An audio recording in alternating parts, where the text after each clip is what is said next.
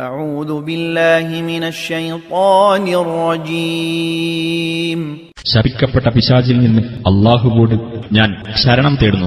ولقد فتنا سليمان وألقينا على كرسيه جسدا ثم أناب. സുലൈമാനെ നാം പരീക്ഷിക്കുകയുണ്ടായി. അദ്ദേഹത്തിന്റെ സിംഹാസനത്തിന്മേൽ നാം ഒരു ജഡത്തെ ഇടുകയും ചെയ്തു. പിന്നീട് അദ്ദേഹം താഴ്മയുള്ളവനായി മടങ്ങി.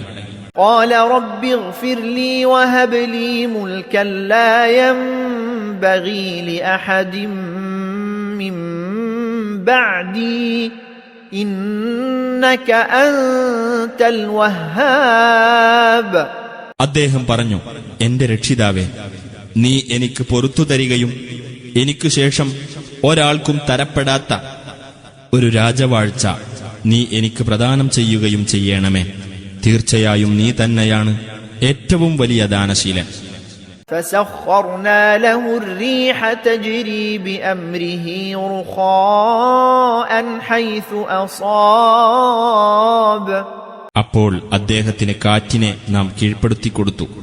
അദ്ദേഹത്തിന്റെ കൽപ്പനപ്രകാരം അദ്ദേഹം ലക്ഷ്യമാക്കിയിടത്തേക്ക് സൗമ്യമായ നിലയിൽ അത് സഞ്ചരിക്കുന്നു.